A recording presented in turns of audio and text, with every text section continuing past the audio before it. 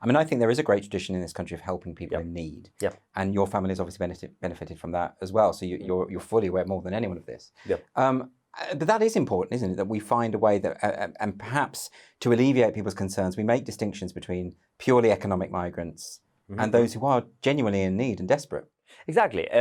People have to be honest about the main difference between economic migration and actual kind of political refugees or asylum seekers is that the countries that take in economic migrants, they have to admit that they are selfish. They're doing it for them. Yeah. You take in economic migrants, the talent, and the people who want to come here to actually work because it's good for you.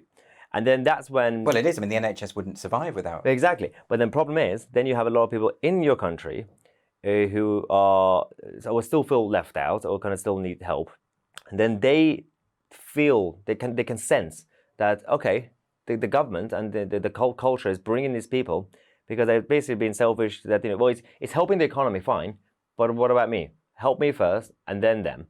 So I get that argument. Yeah. But when it comes to actual political refugees, genuine asylum seekers.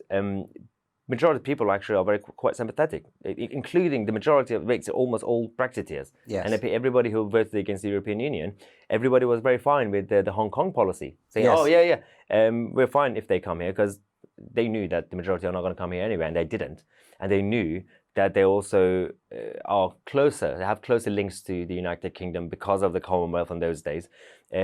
People have this basic kind of human instinct of fearing anything new, or the concept of alien, because we are tribal. There's nothing wrong with it. People call it, oh, by default you're racist. It's not. It's the same reason that when I was campaigning as a political activist and a candidate in East London, in Canning Town, kind of working class, there was a bit where kind of proper like a EastEnders sort of area, and we had a chat, and they said we're not like against foreigners or people coming here. We're against them because we're against anybody who is basically not from this area, including a white posh boy from Chelsea. We'll basically be opposing that as well.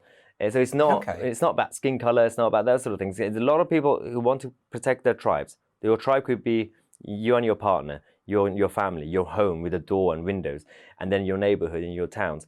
And if the establishment understand that you have to have a balance between respecting that tribe, but also trying to become more kind of open and kind of outward looking slowly, and then you could have a perfect country.